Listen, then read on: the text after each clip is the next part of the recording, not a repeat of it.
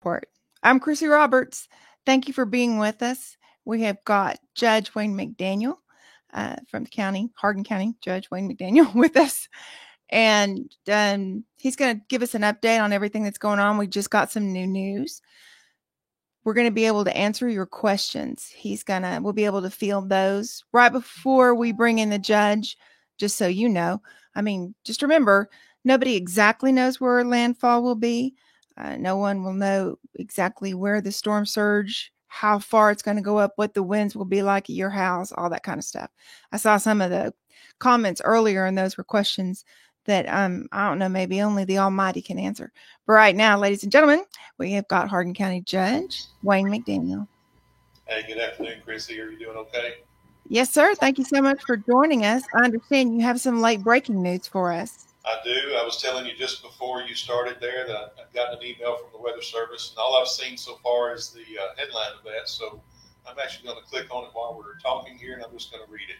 Okay. As I'm reading it, I'm seeing it for the first time. I know the headline said 140 mile an hour winds. It's now a Category 4. And the National Weather Service says it is still projected to make landfall in Jefferson County or Cameron Parish late tonight or early in the morning. All right. Wind speeds have already increased along the Interstate 10 corridor down to the coast, so gusts of 30 to 40 mile per hour are possible, especially in the outer rain bands in this area. Tides have already started rising. In fact, this morning they were already a foot above normal, and they're apparently rising more. It says roads near the coast will be cut off this afternoon. People who are along the coast who have not evacuated should evacuate immediately. And it also says to protect your life and the life of your family. Absolutely. So, I didn't read the attachment with the slides, but there's some graphics there and what have you. And I'm sure as soon as Aaron gets a chance, he'll share that on his Facebook. Well, y'all are doing a great job. And I saw your live earlier, and you were talking about not being able to answer questions. So we're hoping to be able to help out with that during this broadcast. Yes, but ma'am. also, can you reiterate some of the things you were saying? You may want to turn your volume down just a touch. I'm getting a little feedback. All right. But I want you to be able to hear. Let's see. But we were talking about the possible evacuations. Now that you said 2:00 was a deadline on that, is that correct? Yes, ma'am. I've got, there's 2 buses at the Silsbee Middle School. First of all, is my volume better? Yes, sir. All right, Yes, sir. 2 buses at the Silsbee Middle School. The last time I checked in with them was around 12:15 to 12:30. Only one person was on one of those buses. I'm sure by now there's probably a few more that have shown up, but anybody that arrives there before 2 p.m. Will get them out. And those buses are headed to Huntsville at 2:00. All right. Now, as far as the traffic patterns, have you heard anything? I know people can go to drivetexas.org. Is that up and running as far as we know? Yes, ma'am. It's up and running, and from what I understand, they're keeping that updated every 5 minutes. Okay. So there's been periods of time where the traffic is thick, but then there's a lot of the time that it's not. So that leads me to believe there's a lot of people staying. I'll just add too, I don't remember if I said this earlier, but we had nearly 400 people registered through 211 to evacuate. And starting yesterday morning, we called everybody on the list. Of course, unfortunately, and this is always the case, some of the people had died. A lot of them, I don't want to say a lot of them, some of them had moved out of the area, but I would say a lot of them answered the phone or called us back and said they did not want to evacuate. So Okay. As of 12, when those buses left, we had 27 people evacuate by bus today, and we were anticipating, at least 250. So it just worries me that a lot of people have chosen to stay. I don't blame somebody for wanting to stay home and protect their home. I do worry about them and what conditions they're going to face during the storm. And then more importantly, after the storm, conditions are not going to be very well for them to live. We're not going to have electricity. Anybody that's on the Entergy network that's registered for their alerts probably got the same message I got about an hour ago, that they anticipate a widespread outage of power, and it will last for weeks. And the Southeast Texas heat, that's going to be unbearable for a lot of people. It would be for me. Now, I saw the buoy report this morning at 7 a.m., and the buoy report said that this storm, Hurricane Laura, was carrying 10 pounds more pressure than Hurricane Katrina did. And this is coming into our area. Is that something that's contributing to the storm surge? Yes, ma'am. I believe so. And, the forecast from the Weather Service at 10 o'clock this morning looked a little better for Jefferson County on storm surge because the projected landfall had moved to the east just a little bit. But they were very cautious to tell us that that could change before landfall and it could shift back to the west. And any further westward track brings in a lot more land surge down on our south, Jefferson County, which does affect us in Hardin County on our southern end of our county.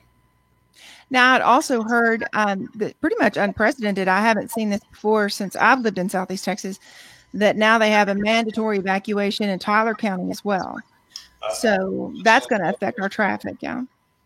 Yes, ma'am. A lot of folks can't leave. They can't leave. They're just, either they're not able to leave. They have too many animals to leave. We've seen a lot of those comments today. So for people who are staying here, emergency services in a mandatory evacuated area are not available, right? That's correct. In fact, probably sometime later today, once the winds reach sustained, and I don't know if this is the exact number, I've seen it on some other, I think City of Beaumont posted this earlier, 35 mile an hour sustained wind. Once that happens, and that will happen later today before it gets dark, emergency services will not respond in that dangerous environment. And that is going to last until probably sometime around noon tomorrow. So during that time, there will be no fire, EMS, or police responding to calls for service. And I remember that. I was here during Rita, and I remember people calling in and saying, tree has fallen on my house. I need help, and I need to get out. I know that some brave men weathered the storm and went out and rescued that person, but I know when they got back, they said they'd never do that again. Yes, sir. They were able to save that person and get them into safety, but they didn't realize the danger that they put themselves in. And I don't anticipate that's going to happen this time. We have a lot of people that are saying that they're staying. Some folks are saying they have too many animals to leave, and we've certainly heard that. And some folks with horses and stuff, they feel negligent if they leave when, it's everybody's got to do what they say. This is a question I don't know if you can address or not. Will Lumberton Mud turn off the water like Orange is doing?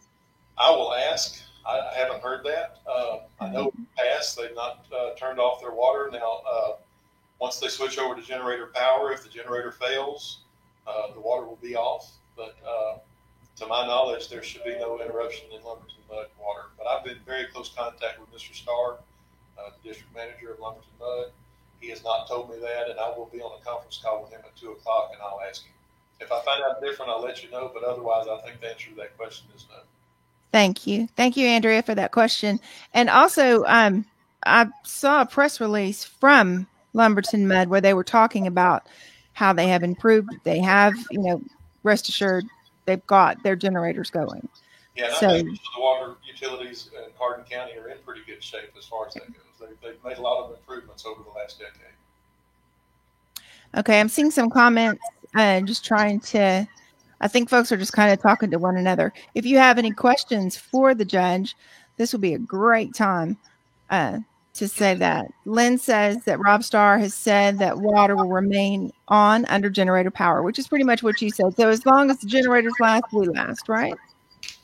Yes, okay. All right. Also, I wanted to ask you about an app that a lot of folks have talked about. So if people are staying here in Hardin County, they can download this app, and there's Zulu, not Zulu, but Zolo. And so, although Hardin County Emergency Management, we may be able to monitor that station, there is also a Hurricane Laura place for folks to just talk. So that might be helpful as well. Yeah, and at this time, we're not using Zello. That will be a backup for us if we lose internet, landline, and cell phone. We won't be using anything. But if we lose our radio system, we may have to go to Zello. Okay, so right now that channel is not monitored. Right. Thank you. Okay. Will Lumberton see storm surge? That's not something anybody can predict, right? Right. I mean, based on the forecast we got this morning, the storm surge that we put out yesterday from the Weather Service does show water backing up along the Pine Island Bayou, Nature's River, Village Creek, into Rose Hill Acres and southern Lumberton. That was based on a storm surge at the Jefferson County, Port Arthur area, I guess it is. Excuse me, a storm surge of around 13 feet, I believe they said yesterday. This morning they lowered that to around 9 feet, so our storm surge in southern Hardin County will not be quite as bad based on the forecast at 10 a.m. this morning. And as I said earlier, that could change. So we're just going to have to keep an eye on that. Aaron has been very busy, our emergency management coordinator. He is the one that always shares that National Weather Service update on the Facebook page. When I looked at noon, I saw he had not had an opportunity to share that yet. But if we don't get that out before the next hour or so, we'll definitely get the 4 p.m. update out. But you can always go to the National Weather Service Lake Charles Facebook page, and that update should be there as well. Very well. Judge, we have another question for you. It's about returning to Hardin County. After there's a mandatory evacuation, under what conditions can people return? What if you're essential personnel? When will you be allowed to come back in? So let's start with essential personnel. Essential personnel are allowed to come back into the county as soon as possible after the storm has left. Now keep in mind, and we were discussing this morning about how many hours it took after Rita to clear some of our roads. There was a call for service out on FM 421 where a gentleman had a heart attack, and it took him over 4 hours to get to him because of all the trees over the roads and then over his driveway to get into his home. So there's that answer that essential personnel, even though they're allowed to come back, say Friday, they may not be able to get here Friday. There may be power lines, traffic signals, trees, trampolines, houses, barns, metal. All of that is going to be on our highways, and that's all got to be cleared before we can bring anybody in. So that's for essential personnel. And now for the general population, my evacuation order says it's in effect for 10 days, and a lot of people have been worried that it will be 10 days before they get home. The answer to that question is not a simple one. I want everybody back home just as soon as we can get them there safely. So we have to make sure that we can provide them with the basics. I mean, we've got to make sure at least some of our supermarkets or convenience stores are open. We have to make sure that all of our police, fire, and EMS protection is back up to service, and they're no longer in recovery mode or cutting trees or responding to people who were injured during the storm. And we got to have gas stations and things like that. So it's not necessary that everybody has power in order to come back home. That's not part of the criteria. But we do have to make sure that we have a safe environment for people to return to. And I don't have the answer of what day that will be. Of course not. Sunday, then it'll be Sunday. If the storm is not quite as bad as being predicted, and we can get roads back open and get people back home safely, over the weekend, then I'll lift that order as soon as I can. I won't leave it in effect for 10 days just because it says 10 days. April said thank you, so I think we answered your question, and I'm glad we could. Well, if you have any question, and I understand that. I mean, we're asking people to leave their home, leave their life, and go wherever they can get to. And that is the big question. When can I come back home? And I understand that. I would want to know that as well. I wish I could tell you that you could come back home on this day at this time. But I don't think I'll even know that answer after the storm has passed. We're going to have to get out and assess and see what it's going to take to get it safe for everybody to come back home. And from what I understand, Hurricane Laura is still wiggling. They're not even sure whether it's going to where landfall is exactly going to be. So it's absolutely impossible to predict some of the things that folks are asking. Here's a question I haven't seen before. Is there going to be a curfew when we return? Asked Candace. There's going to be a curfew starting today. So it will be a dusk to dawn. It'll start at 8 p.m. and go until 6 a.m. And that will last at least through the weekend. We'll see how long we need to keep that in effect afterwards. But there will be a dusk to dawn curfew starting today. I started typing that order in fact, Judge Brewer has helped me type that order, and I just don't have it finalized. There's just so much going on. But as soon as that's ready, I'll get it put out. Okay. From dusk till dawn for those who are staying. And then once the general evacuation order is rescinded, then the curfew may be lifted before the evacuation order is. But once the evacuation order is lifted, we may need to keep that curfew in place for a little while just to make sure that we don't have looters and things going on. Because even if the evacuation order is lifted, everybody doesn't come back at one time. So sure. We'll just evaluate that as the time goes. And I always listen to the mayors, the sheriff, and the police chiefs, and we make that decision together. So I'm glad she asked that question because that was on my mind to talk about earlier and I forgot. So thank you. All right. Thank you, Candace. I hope that helped. Also, we've got a question from Dawn. We keep hearing that Silsbee will be shutting off water at 5 p.m. Is that true? I haven't heard that. I have not heard of any water utilities in Hardin County being shut off, but we have a local officials conference call at 2 p.m. and I'll ask that question. And Chrissy, if I hear the answer is yes to any of those water utilities, I'll give you the answer. Otherwise, the answer is no as far as I know. Okay. You were talking about a state conference call that you went on right before you joined us. Was there any information from that call you wanted to share? The only thing different that I learned on that call, and I got interrupted a lot during that call, so I didn't get to hear every bit of it, but they really focused more. Our 10 o'clock weather call is with the Weather Service. The State Operations Center call was at noon, and they focused more on the fact that Southeast Texas is going to see catastrophic wind and storm surge. And that was hammered home to us a little bit more, I think, on that call than I heard on the Weather Service call. So that's really about the only thing different. And again, I realize everybody's probably saying, well, we haven't seen the Weather Service information yet. We haven't gotten that put on the Emergency Management Facebook page, or maybe it's there. I will do my best to make sure that gets done as soon as we get off of this. Well, I'm already hearing the winds pick up. And I know the outer bands were projected off of the coast of Port Arthur, and that wasn't long ago. Right.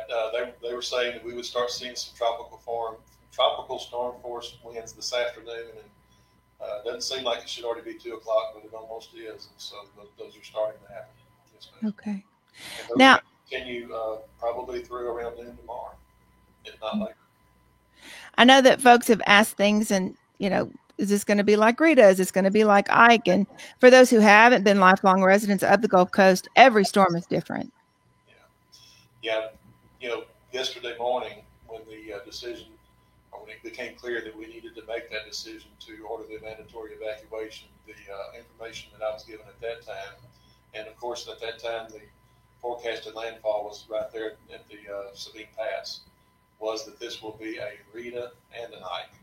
So even worse than either one of those individual storms, it would be the storm surge that we got from Ike and the winds that we got from Rita. So again, if that you can't focus on where the landfall is, you got to keep an eye on the entire path of that cone. And Jefferson and Hardin County are in that path. But not a Harvey. It's not forecast at this time to stall. That's correct. It's supposed to keep moving. We should not have the 50 plus inches of rain. The forecast I have seen, the most amount of rainfall, and this will be to the east of the storm. So as long as it stays on the track that it's on, 15 to 18 inches of rain is the worst that we're looking at. But you got to put that on top of that storm surge. So let's look at our area. Let's talk about our area. They're saying 6 to 8 inches of rain with some locally amounts of maybe 12 inches to worry about. And just depending on the storm surge, we should not be too bad with that. But again, if that track shifts to the west just a few miles, then that changes everything. Are you aware of any of the municipalities doing anything to the ditches or anything in preparation for this? Well, I know that over the past number of years, I guess since Harvey, the cities and the county road and bridge departments have done everything they can to clean out the road ditches, but there's a lot of outfall ditches that need work that have not been touched. Yes, sir. I more meant mow the stuff. I was reading some stuff this morning. They were like, they haven't cleaned this out. Or has some of that been done? Some of it's been done, but I got some complaints just a few nights ago that there's some of it that hadn't been done in a while, and it didn't look great, but it was just hard to always get all of it. But yes, a lot of the ditches have been maintained much better than they had been in a long time. We truly don't know how much wind will be in Lumberton. I'm not even going to, I won't bother you with that. If this was an exact science, this would have been a whole different show. But Jason Graham, sir? It gust over 120 miles an hour based on the forecast that I'm seeing. Again, that's available to everybody. I don't have any privy information that everybody's not able to see on Channel 6, Channel 12, or the National Weather Service. And from what I've seen, there'll be some gusts in excess of 120 miles an hour, and that's a lot of wind. It is a lot of wind. Okay, Annie, I hope that answers your question. Jason, Brooke, I'm not really sure it's the greatest time to go over this, but for the folks who are staying here, who weren't in our area during Rita, and Jason says he lives in Grove. He lived in Groves during Rita. How much damage did Lumberton get after Rita? It was pretty significant. There were a lot of houses with roof damage. There were a lot of trees down. That was our main problem that I remember after Rita, was all the trees that we lost, hundreds, maybe thousands of trees out in the forest area. But even in the residential areas, hundreds of trees that were down. And a lot of homes were damaged from trees falling on them. Absolutely. So for the folks who have to stay, and I think those are the folks that are left, I've heard very little of, I'm just going to ride this out. It's been, I'm staying for my animals, I'm staying for my parents, I'm staying for folks who can't leave. And so do you have any last minute advice for folks who are staying? The only thing I would say is just in case the water utilities are interrupted, fill up your bathtub. You'll still be able to use a bucket and use your toilet. Generators, if you're going to use a generator, don't run it outside during the time that the storm is happening, and don't run it inside at all. You're going to have no generator power during the storm. After the storm passes, you hook up your generator, make sure it's outdoors, not in the garage, and please don't put it anywhere in the house. It's going to be hot, so you're going to have your windows open. Make sure the exhaust is pointed away from your windows. We've had people before that put the generator right outside the living room window, ran the extension cord in, but the exhaust was pushing fumes into the house, and they all had to be taken to the hospital. So that's something else to think about. Make sure the exhaust is pointed away. Set the generator at least a few feet away from your house, and make sure the wind's not blowing those exhaust fumes in on you. And other than that, just pray for you, your family, and everybody that's in harm's way. Absolutely. Judge, I think we're about to wrap this up. If anybody wants to put any questions, I know there's a slight lag in between our conversation and when it goes on Facebook. So if you have any more questions, like right now, this is a really good time for that. I'm going to say there's not. I think folks are just saying thank you. And we do thank you so much for your service. And we wish the very best for you and your family during this. Aren't you tired of living in unprecedented times? I'm tired of hearing that word unprecedented. Me too. This year. And I'm with everybody else. I'm ready for 2020 to be over with. And, I hate what we have all had to go through this year. Mm. And I can't believe that we're going through another major disaster. I really can't. But my prayers are with everybody. And we will help everybody the best that we can. But I just hope everyone understands that starting here in just a few hours, we are going to be hunkered down. And when I say we, I'm talking about the fire, the police, the sheriff, EMS, all of your emergency management officials. We will be sheltering in place, and we won't be leaving until probably sometime late morning tomorrow, if not later, depending on how things go. And if you need help, we're not going to be able to get to you. That's a bad feeling. And it's a bad feeling on our end. I know it's a bad feeling on the end of anybody that needs help. Our hospital, the only hospital in Hardin County, is Altus Lumberton Hospital. They're in Lumberton on Highway 69, and they will be open. Really? Starts to clean up after the fact. Please be safe with those chainsaws, but if you run into any problems where you get injured, the hospital will be open. You can go there and they'll treat you. And I just ask everybody to please be safe and pray for your neighbors. Hardin County Judge Wayne McDaniel, thank you so much for taking time out of your schedule today. We really appreciate it. Yes, ma'am. Glad to do it. And I'll see you again later. Yeah, we look forward to it. Yes, thank you, Judge. All right. We appreciate the judge. Make sure that you keep it here on the Brooks Report Live. We'll have more updates for you as they come in. Our broadcast today brought to you by Altus Hospital. Thank you for joining us.